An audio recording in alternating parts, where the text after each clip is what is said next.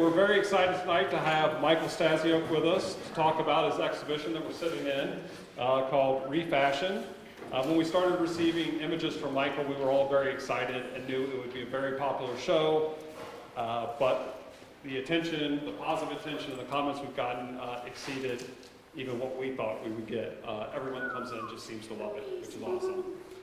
So just so you know, on the format, for the people watching online on Facebook, so we live stream all our talks on Facebook, so if you ever can't come to the gallery, you can watch it there. Copy automatically gets saved on Facebook, but then we also post a clean copy on YouTube. So videos of all our shows, videos of all our talks are all on YouTube. Just put the Cove Street Arts and I'll pull them up. And if you do watch, and for those who are watching on Facebook, if you want to ask Michael a question, just type it in the comments section and we'll read it to Michael at the end of his talk here in the gallery. Just a word of warning, if you're ever watching the live stream or you're currently watching the live stream, there's like a minute delay, and so if you wait to the very end to type in your question, we may not see it until we say, okay, we're done, bye. So just type it in whenever you have it, and then we can read it, at the end. So before I turn it over to Mike to talk about this awesome show, just a little bit about him. He received his Bachelor of Fine Arts from the University of Michigan School of Art. He lives and maintains his studio in Portsmouth. His found object sculptures are shown throughout New England and are in numerous private and corporate collections, including the Art Complex Museum, the Tobias Lear House, the Museum of Old York, Wellington Management, and New England Biolab. He's included in the Schiffer Found Object Art 1 and 2 books, and Michael has taught at numerous art schools, including he's taught at Haystack, Monson, Arrowmount, and Pocosin. He's also been featured guest artist with the AHA School's New Year's Eve Gala, as well as a guest installation artist at the school in Telluride. With that, I will turn things over to Michael.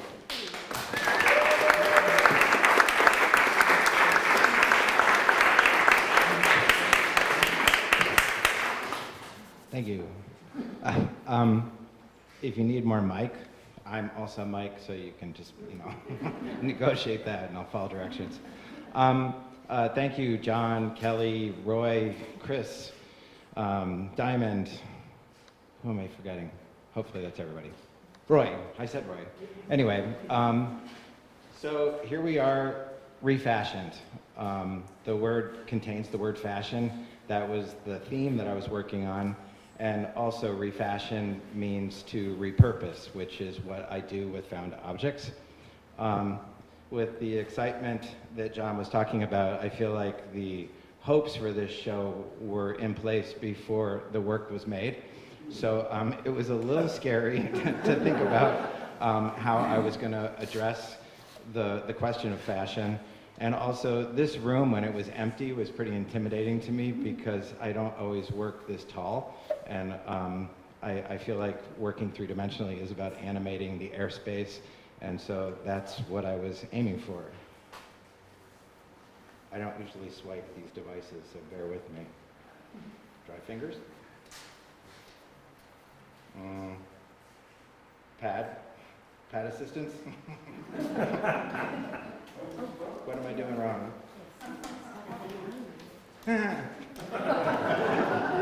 Uh-oh, funny Mike is going to kick in. I was going for the grown-up.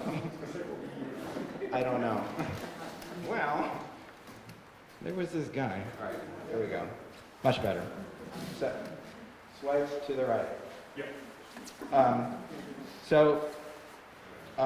Here's what the show looks like. It's a little disheveled tonight to make room for the chairs, but in my greatest dreams, these figures would maybe be standing on a T-shaped runway, and thanks to Roy and Chris, they went the extra mile and made a Z, and it was exciting to see because it really, I think, dynamically animates the room, and that's what it looks like as a Z. Oh, caramba. Is it my dry fingers? Oh, there we go. All right, we're going to get it. So, the beginning of my story.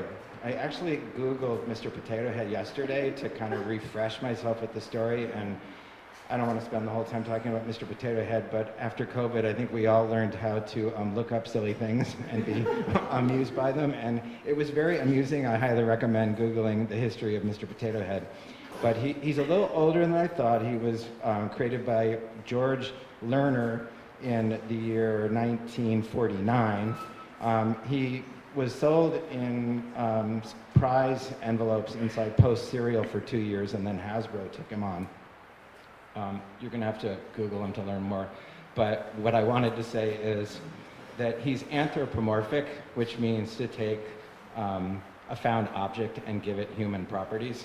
And he's also designed for assemblage for kids, and that's something that I also do. And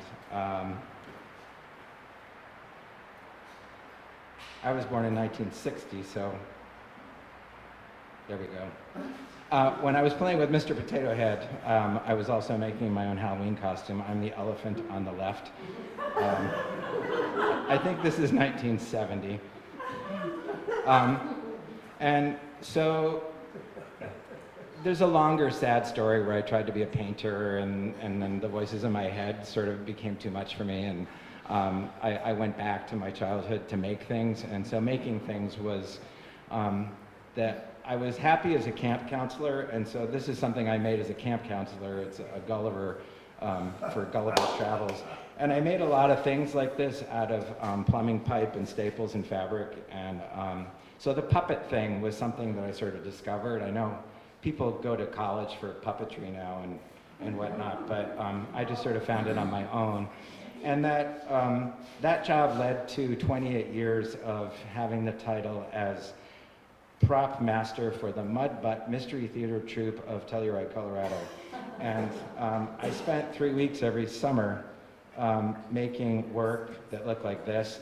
I'd have, a team of people helping me, and it was a pretty high-functioning collaboration between kids and adults. It wasn't just sort of having kids make things, which I also do. Because I'm an elementary school art teacher, and I've been doing that for 36 years on Mondays and Tuesdays, plus health insurance. So why stop doing that? So working with cardboard and this prop making, for me, it's kind of like drawing, because I can just whiz through cardboard so quickly that it really, for me, is like drawing three-dimensionally. And it also gave me an appreciation for how flat can become three-dimensional. To make a mask like these pigs, I would take a box, I would sort of open it up, I'd make it into a cylinder, and then I'd start cutting triangles out of it, which in terms of fabric is sort of like creating darts in the fabric. And so I came to understand that whole thing of flat becomes round in a pretty direct way. And it's something that I do with found objects. This is a list of the countries that I went to with kids. The program in Telluride, Colorado gave birth to a second program where we went in April for 3 weeks, and we brought kids, and I had a suitcase full of all of that stuff that airports hate, like saws and staple guns and duct tape, and mystery powder, the paste, they liked me at airports. But anyway, it was thanks to Wendy Brooks, who we lost this year. She was our brave hippie leader that believed this was grassroots peacemaking, and initiated all of these adventures. And it was truly amazing, and we ended it in 2019, not knowing that COVID was around the corner. And so our timing was perfect, because we got to celebrate all those years of being together and actually have an ending rather than having that stolen from us. But I've just got a few pictures of those trips. This is Cat Island in the Bahamas that we went to 3 different times. We went in 1995, 99, and 2015. And it was nice to go back, because the kids we had worked with were adults helping us, 20 years later. Sadly, it's a long, skinny island, and they paved the road in that time, and it changed the island completely to not be a bumpy coral bed of a road, because you could conveniently get from here to there.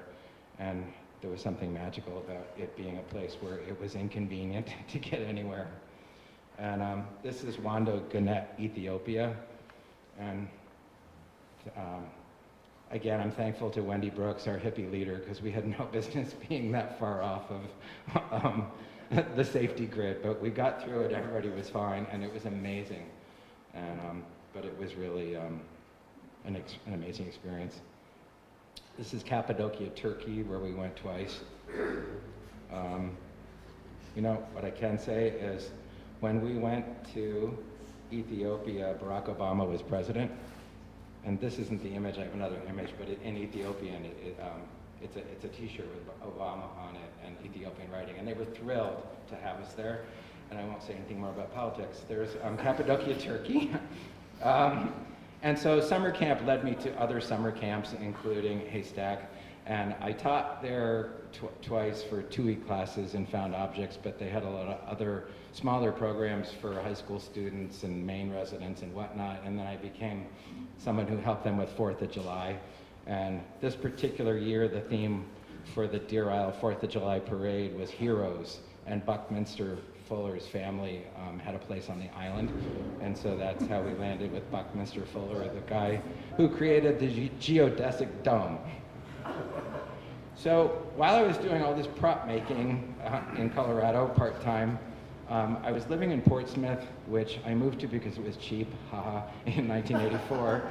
And there was this scrap pile of amazing shapes, and artists used to go down on Sunday mornings and pick through the shapes because it was a very unsupervised, jolly place to go.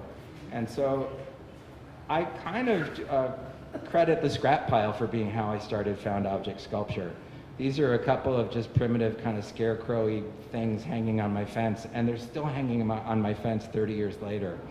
And that was how I started making this work. And then when the yard filled up with it, people would ask, you know, are you selling this work? Like, what are you doing? I'm like, no, it's just stuff for the yard.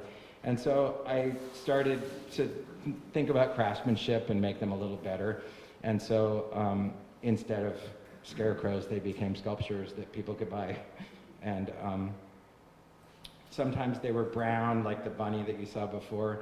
Sometimes they were colorful. But in that spirit of Mr. Potato Head, I was after that anthropomorphic thing of making the objects still recognizable, but transformed in some sort of animated way.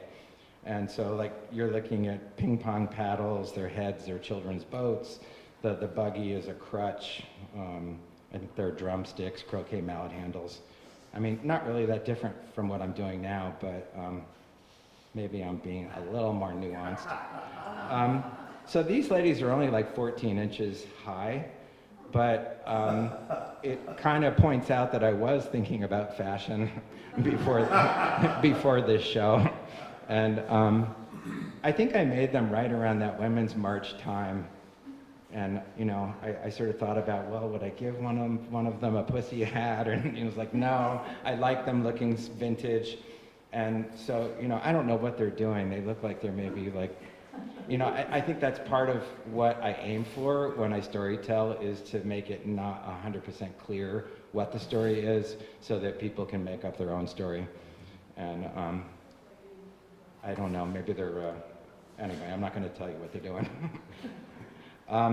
So this brings us to here. The how I addressed the fashion topic, one of the things that happened was people started giving me ideas or giving me fashion magazines. I did not know who Bad Bunny was when I got handed this magazine, and now I know who Bad Bunny is. And if you don't, he's a sensation in the Latin and pop music world. But he's also someone that's been grabbed by fashion folks to look good in magazines. But this cover was very inspiring to me in terms of things that I looked at, because it has that bold graphic thing that I like. It's and it also has a sense of how flat becomes 3D. It kind of hit all the marks for what I thought was visually exciting and could maybe be something I could think about in found objects. And so the thing that I made after looking at this was actually the guy with the seafood jacket. That his jacket was a sign that I got at the flea market that had, you know, haddock and clam shrimp meat or whatever. And so I looked at that and I thought, I've got to go bigger, I've got to make it look like fashion. So I traced it in cardboard and tried cutting up the cardboard to see if I could make a jacket. And I decided I could, and so then I drilled holes and put wire through and made individual stitches and put in a lot of time with needle nose pliers and ended up with the jacket. So the jacket came first, and then the figure came second. I think he sat on my studio floor for a couple months because I was in sort of a state of what am I going to do with that? And that sort of old-looking sweater inside his jacket is actually a really old lobster buoy.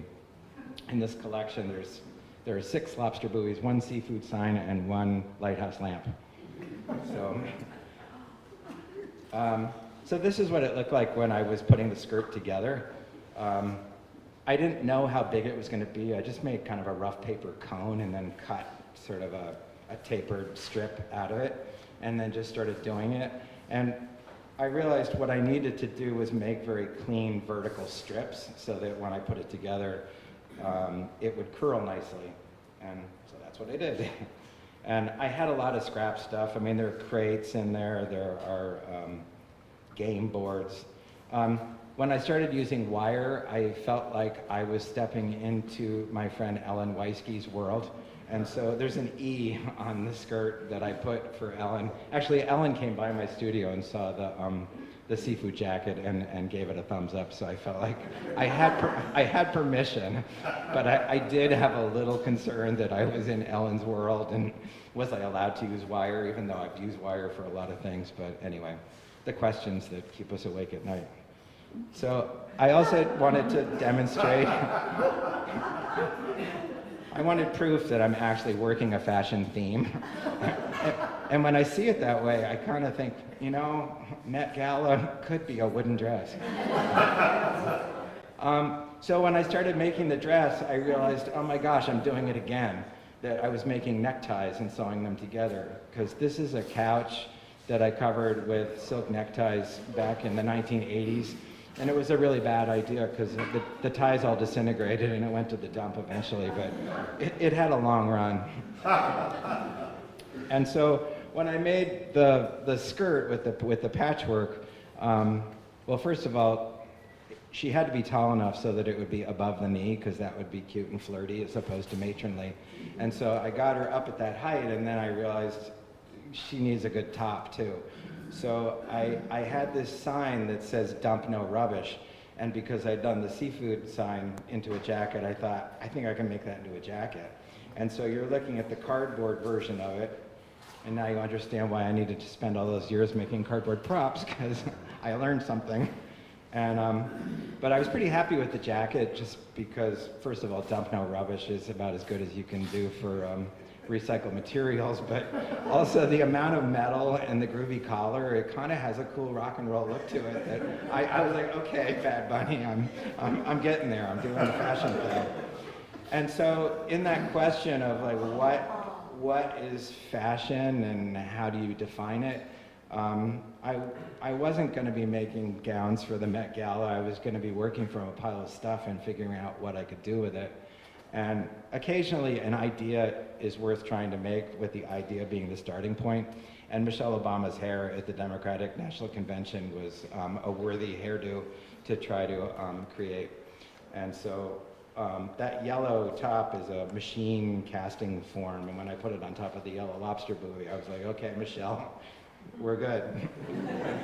And I had the torso on this one is a vintage aluminum cocktail shaker on top of a baking pan. And when I had those two things together, I thought that's a really nice outfit, but it looks like a figure skater. And then I thought, well, I could make a figure skater. And then I realized, you know, Dorothy Hamill with that wedge cut was. She was a fashion icon. I mean, my mother had one of those wedge cuts. And so that thing of how do I define fashion, I felt like, yeah, that works. And so this lady with the wooden ironing board, when I found that ironing board, I was just like, oh my God, it's a dress and it's got a burn mark on it from the iron. I mean, how good is that? And so I had it around for a long time because I kept seeing her on the red carpet, and I was just like, this lady does not want to be on the red carpet. She looks like she's, you know, a Victorian farmhouse lady, you know, maybe in the kitchen or maybe getting ready for church, or I don't know what she's doing, but what came up as an answer was to look at the painting American Gothic. And so I ended up giving her the white collar and the cameo, and we were good to go. And so this lighthouse dress, I did not copy the New Yorker cover. It was just one of those moments of nice coincidence that there I was making this lighthouse dress, and it was a lamp. And then here's this New Yorker cover. So it's nice when life, or whatever it is, life and art or something, overlap. And in that thing of what is fashion, I kind of realized that dogs are one of the ways people define fashion these days. So there was a point where I thought, oh, well, I'll just give everybody a dog and the whole show will be people that look like their dogs. And then I thought, I don't have the stamina for that. But I did squeeze out a few dogs that look like they belong with their owners. And there's the old seafood jacket. And that's what my studio looks like. And you can actually see some of the stuff in this room half made. Like there's the old silver dress before it became a figure skater. And the one with the necktie is this guy. And there's Michelle. And so back to the theater prop making, I use masking tape a lot. And so when I'm trying to envision things three-dimensionally, I tape them together so that I can sort of see them three-dimensionally.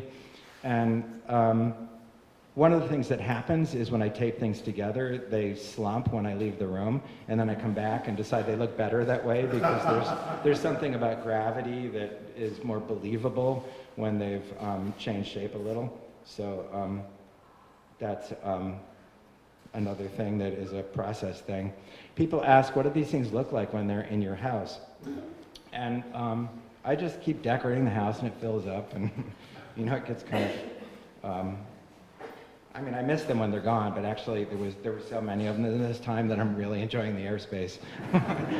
But at any rate, they're standing in front of a piece of artwork that was a black construction paper cutout by a developmentally disabled artist whose name is Vincent Jackson, and he's part of an organization, actually their longest running artist. It's called Creativity Explored in San Francisco in the Mission. And I have been inspired by self-taught artists for a long time. I think I mentioned I also have been Mr. Stasiuk at the New Durham Elementary School for, this is year number 36. So kids art and self-taught artists have been something that I have been inspired by for a long time. So when you're looking at this piece of artwork, I've used it as a prompt for kids at school. And so this image is what a fourth grader did looking at Vincent Jackson's artwork. And so the conversation that we have here, I'll go back to Vincent, like I'll start by saying to them, you know, I like this, do you like it? And I said, what about the big square nose? Is it weird, or is it, you know, is it okay? And they think it's okay. And then I'll say, I think it looks okay too. You know, why is it okay? And then it's like, well, there are other squares and da-da-da. And so it becomes a thing about, you know, make something, make positive and negative shapes important and part of it, and they make whatever they want. And a lot of my teaching looks like that, sort of like Haystack for kids. But pencil skirt, you know, if you're not a fashionista, there is a thing called a pencil skirt. I think I was supposed to probably have an image of Twiggy wearing a pencil skirt, and I didn't manage to put that in. But a pencil skirt is a straight, sort of body-hugging skirt that comes in short and a little bit longer. But that's literally a skirt made of pencils, so it's a pun. And pencils have been something in my life. In 2023, they became a big part of my life because Telluride, Colorado, where I did this kids theater program, you know, never say you're going to stop doing something because then you have to do it again. And so even though I stopped being the prop master for papier-mâché things, I did end up, after ending that job, making 60 giant papier-mâché pencils with lead ends that would draw. There's a company called Lyra. It's a German company that makes these graphite sticks. So my starting point was a wooden 2x2 with a graphite stick in the end, and then I papier-mâché around it. And because there was wood inside, they could receive a screw eye in the eraser end and hang from the ceiling on bungee cords, and people could draw on the walls. And so it was a fundraiser thing, and they said, you know, if we give you the gallery, you know, what would you do? And it was a very, I didn't like think deeply about it. I just thought, well, that'd be fun. And then I was like, oh shoot, now I got to do it. But it was a big hit. It was a thrill to make all these pencils. There's 60 of them in the house. And because, you know, I'm a prop maker, I had to make a protractor and a pencil sharpener and eraser, because it's hard for me to stop sometimes. But people initially, when they were, I mean, because it was evening hours and there was alcohol involved, so people kind of perceived it as a bathroom and started writing naughty things on the wall. So I'd have to like white things out for the next day. And then there was kids hour on Sunday, so that took a lot of white paint.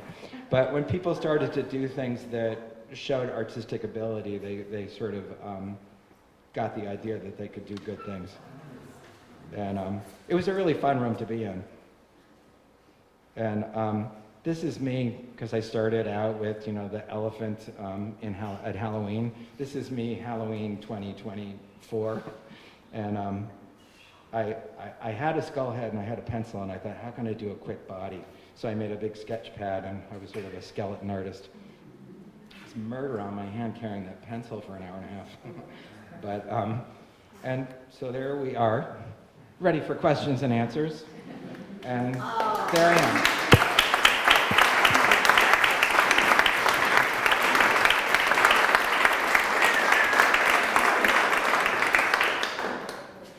Yes, sir. Michael, do you have a warehouse of found objects that you can always pull from?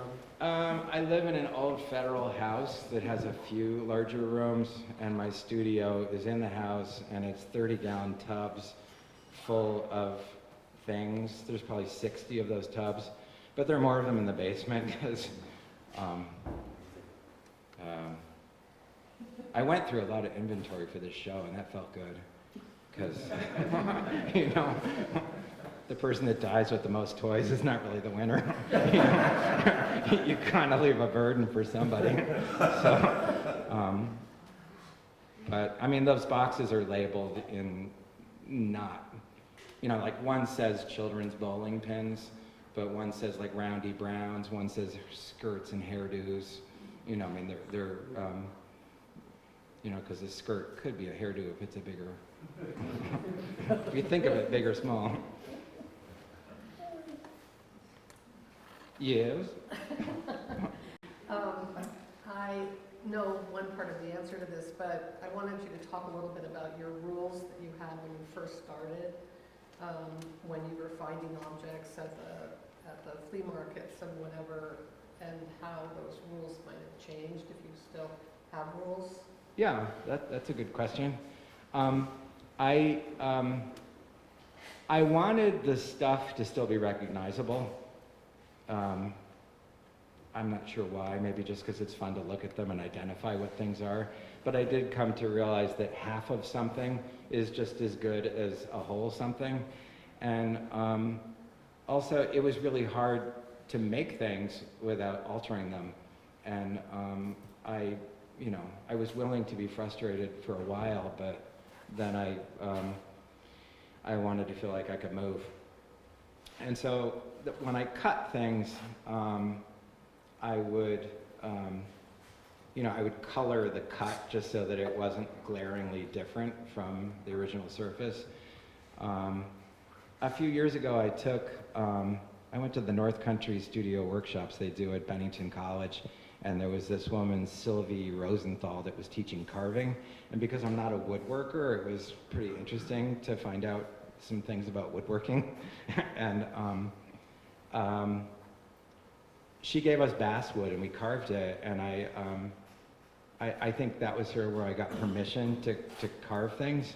And so, like hands, I used to, like the lady with that's holding the apple, her hands are a salad fork and she has 3 fingers, and I was okay with the honesty of that.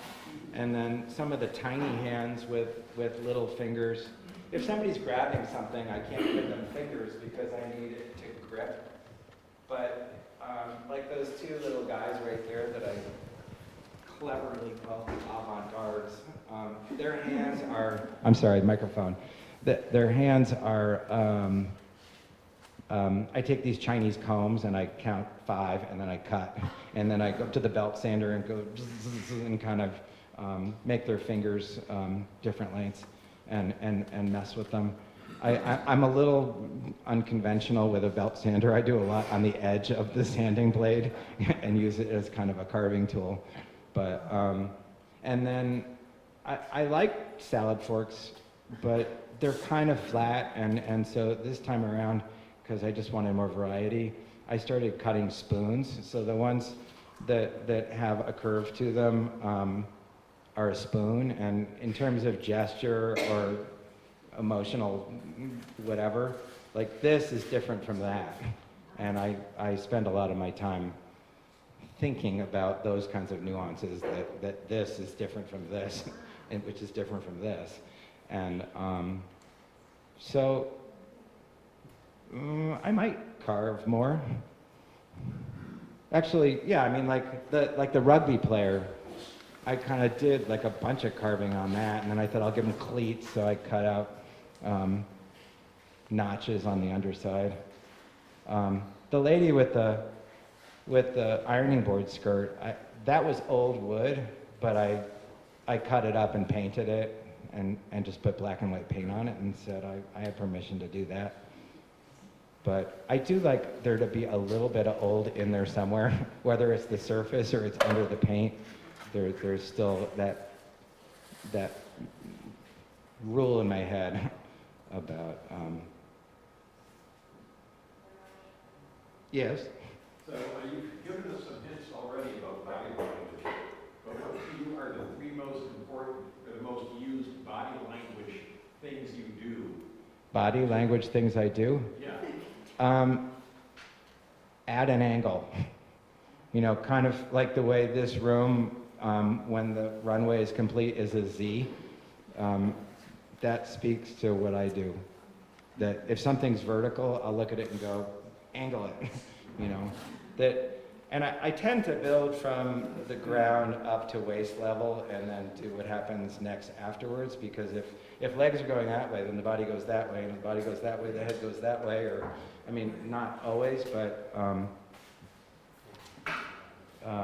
kind of kick off on that, how is this different than this? What's that mean? What's that mean to the person's expression? one might be welcoming, one might be, I don't know, you know, I mean, you have to stand in front of a mirror and do stuff, or tape things together and think about it. But yeah, welcome and I don't know are very similar, but one has a little more angle to it. Good.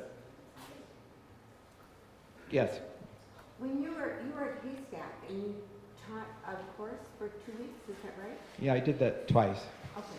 When you did that, were they making like people like this, or what were you doing? What were people doing? Not this tall, but people did work figuratively.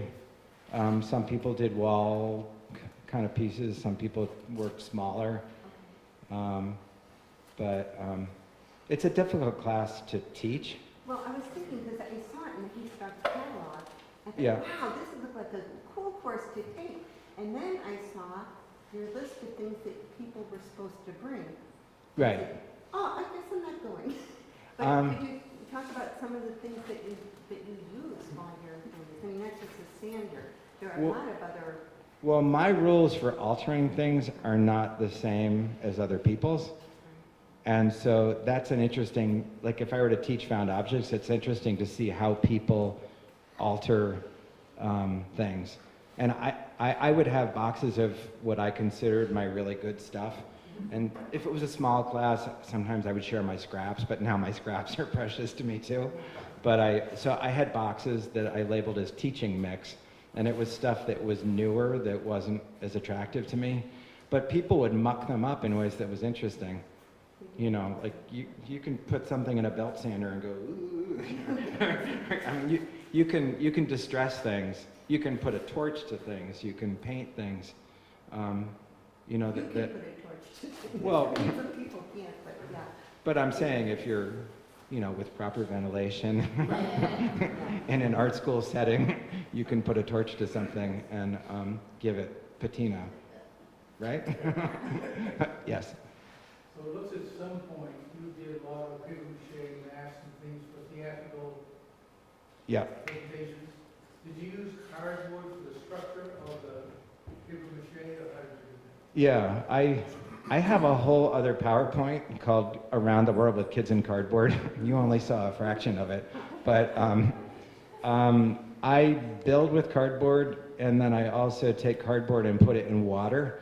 And when you do that, the layers separate, and you get this thicker, softer paper that I use to paper mache with.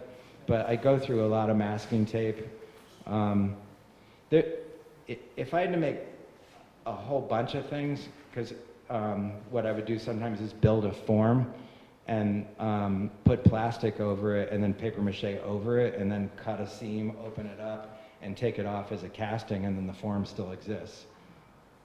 And so like there was this one time I had to make a lot of vegetables, and like a delicious apple and a red pepper are pretty similar in shape. So if I made the apple, took it off the form and just added a little more stuffing, I could make that apple look like a red pepper and put plastic over it and cast that, and that way I wouldn't have to build an apple on a red pepper from scratch. that? You say cast it in what? In paper mache. In Yeah, there was a company in Glover, Vermont called Bread and Puppet that were around for a long time making giant puppets. And they used to make armatures with wood and hay, and then they'd pile it with clay, and then they would put plastic on the clay, and then put heavy paper mache over that, let it dry, and cut a seam and pull it off, and you get a very lightweight, sturdy thing. But paper macheing with cardboard paper gives you a really sturdy finished product. But, yes? I was really intrigued by the beak of that bird on the shoulder of that one over there. Yeah. Do you recall what was the inspiration for taking a golf tee and somebody else sliced through it? That's genius. Well, I don't have a lot of power tools. I do all my cutting with, it's called a shark saw. It's this replaceable blade, Japanese rubber handled. It's a 19-point pull saw, and it's got tiny teeth, and it cuts so cleanly that there's almost no waste of wood. And so if you get experience with that saw, you can cut things that small and not destroy them. I don't know if I answered your question. I think a bird beak that has an upper and lower beak is more exciting than a solid bird beak. And so I think I impressed myself when I made that cut the first time, but now I'm pretty good at it. Yes? So I've become a little more familiar with your work, and I just want to point out how you craft things with vowels, and it's really beautifully crafted. Thank you. On top of not only just like identifying all the materials that you use, but could you talk about that a little bit? And I know that you probably use some of your favorite objects that you've been saving forever for this show. Can you point out different objects? I'm older now. I don't want to wait. I do believe in decent connections. In this talk of Haystack, somebody who was part of Haystack for a long time was Fred Wohl, who was a found object assembler and a jeweler. And I took his class. He had a class called Art by Accident, and he tended to sort of, you know, it was kind of like a Rauschenberg-y kind of look with wood. I mean, maybe that's not accurate, but I'm saying he placed things casually and let them intentionally look casual. And there was a broken pair of glasses. They were wire rim glasses that I think he found on the sidewalk. And he repurposed the little hole where the hinge was, and he put his nail through there to make the attachment to the board. And he was so excited by that solution that I thought, this connection thing must be important.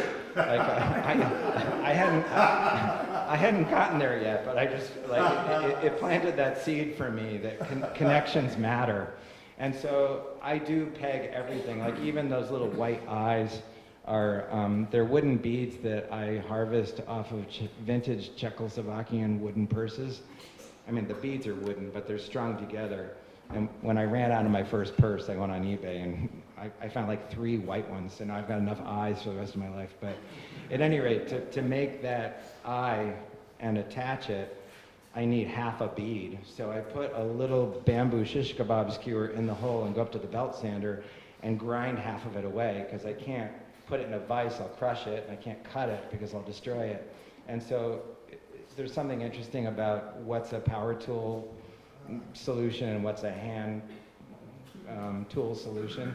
But what I was getting to is there's a little peg inside, glued into that eye that's glued into the face. It's not like epoxied on or Gorilla Glued or whatever that I, like Fred will, like, connections matter now. But also in that thing of connections, I saw the Picasso sculpture show that was at the Museum of Modern Art, and I can't even guess how many years ago that was now. It feels like it was 12 years ago, if anybody saw that show.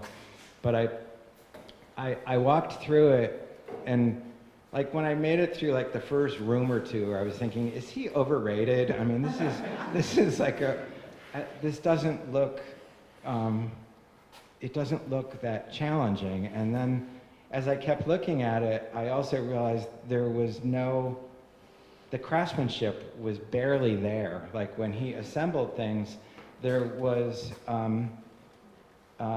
he didn't close the gaps. You know, when something was attached to something, there was airspace between all those attachments, and that he was really okay with that. And so when I kept looking and liking his work more, because he's Picasso, I started to doubt myself, thinking, have I been focused on the wrong thing? Like, you know, that I put all this fuss into a certain level of craftsmanship, and here's Picasso seemingly rejecting it, or not really giving it that much attention. But I mean, of course the answer is we're all different, and that my work is my work and Picasso's work was Picasso's work. But it did kind of give me something to think about. And so sometimes when I glue things, I think, would Picasso mix up sawdust and glue and fill that crack? Or I mean, a lot of what I do is sneaky too. That I do make my own wood filler with sawdust and glue, and I sneak it into certain cracks, and I color, and I'm sneaky.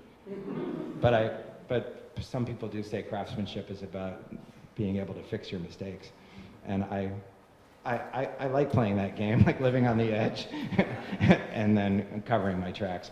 Yes. Thank you. Your work's great. Thank you. They have a feeling of being kinetic without actually being mobile. And they remind me of these kind of little pull string puppets that we used to have, where the string runs through all the different joints. Yeah. And I was just wondering if you ever explored a kinetic or a movable dimension to your work, or if that's something you consider. You're tuning into something that I forgot to say.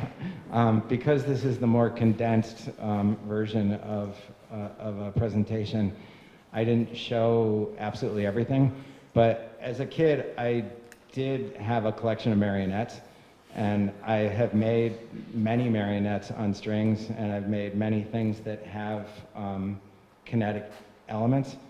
And sometimes when things have a kinetic element, they don't find a resting position that's always the same resting position, and that started to annoy me, that I would you know, find things looking the way they weren't supposed to look. And I think also what interested me, which is what you're saying, is implied movement became, in a way, more interesting to me than actual movement. And so there's in addition to angles that I talked about, there's a certain amount of turning, there's a certain amount of making things work three-dimensionally. And there are times when I Google a certain thing so I can get examples of how something might look. Like that figure skater, I wanted to put both feet on the ground because a lot of figure skaters are bouncing on one foot, and I thought that was sort of unreasonable because it wouldn't be very secure. And the one pose that had both feet on the ground, the figure skater, I Googled like figure skater silhouettes. Her whole body was like a 90-degree angle with her arm, or like her waist was bent backwards and her arms were backwards. And I tried to do that, and she looked like she had just been the victim of a gas explosion. It was like, no, this is not good. So there is that thing of, you know, when you're trying to imply movement, finding the sweet spot, you know, go for graceful, not, you know, gas explosion. But, yes? Other than eBay looking Russian versus squirrel, how do you gather all this stuff? The stuff that I have is like over 30 years of flea market collecting. Yeah. Well, people give me things. Don't give me any wooden shoe lasts. People give me wooden shoe lasts, and at some point I think I'm going to make a Christmas tree out of wooden shoe lasts and make them all go away. But I mean, if you gave me shoe lasts, I'd say thank you. Now you probably won't. Yes. I look at these and I think they're wonderful, and being a crafts person myself, I sort of totally appreciate the craft in these and how they're put together. But there's a kind of rightness about all of them. All the choices you make, putting together a piece of art is a bunch of choices that you would 100% make. Yeah. You make all the right choices in these. And I think what comes through in them is not just the skill involved, but there's a kind of joy in them. There's a kind of appreciation of who these people are, Yeah. and how they represent the rest of us with a kind of spirit and joy, and I thank you for that. I thank you for that. I'm not afraid of certain words that people use to describe fine art. You know, like cartoony is not a dirty word to me, or whimsical might be a dirty word. But,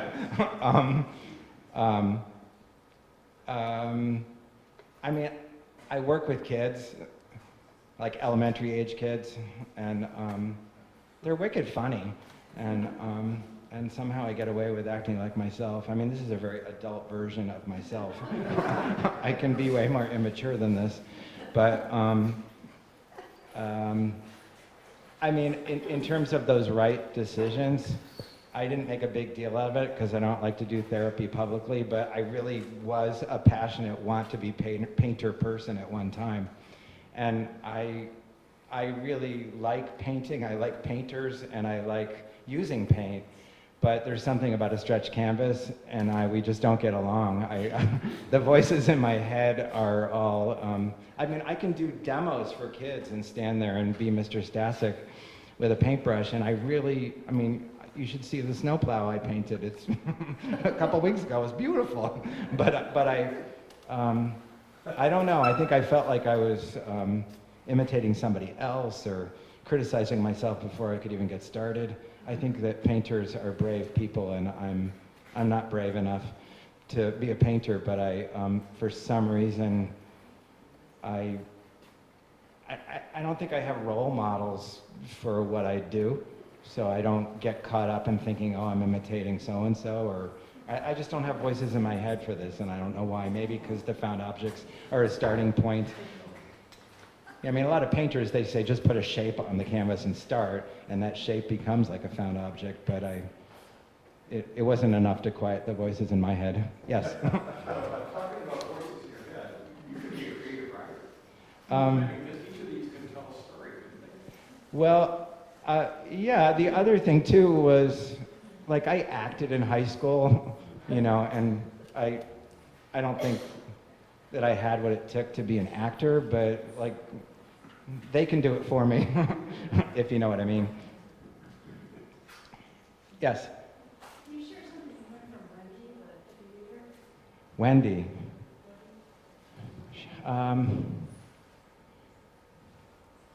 the Wendy was courageous. She just didn't think something was a crazy idea. And she didn't let money be an obstacle. She was like, this is a good idea. We can make this work somehow. And like on those trips, there used to be fundraising that kids made customized Valentine's cookies with somebody's name on it that they took orders for and sold for $5. And fundraising at $5 a go doesn't get you very far. And Telluride, Colorado is a town where there's just so much money that she just knew the right people to talk to and could say, hey, you want to sponsor this one kid who really should go with us to, you know, to Turkey or India or wherever it was we were going. And that's how fundraising started to happen. And she didn't grow up with money. She was a single mom with 3 kids and she was the founding director of the Telluride Academy, and she started it with a group of kids in her backyard doing daycare.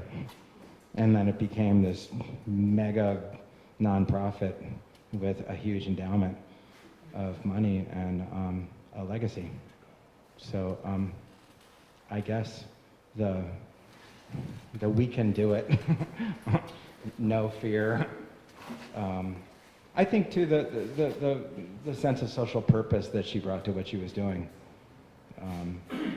I mean, we went to Hue, Vietnam twice, and you can study Vietnam, but if you're working with a 7th grader that refers to the war as the American War, you know, and you know, you learn things by traveling. And since COVID, I have not been traveling really, and I miss it, but I'm also just deeply grateful for what I got to do, and it's because of Wendy. She made it happen.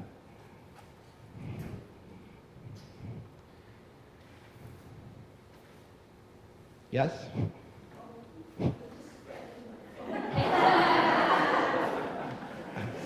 It's too far, I can't help you with that.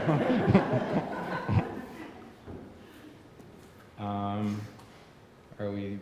Do you talk to these figures? Do you have a conversation with them, or do you make them? Well, I have a miniature Christmas hat that does the rounds. So I guess I dress them up a little, but talk to them?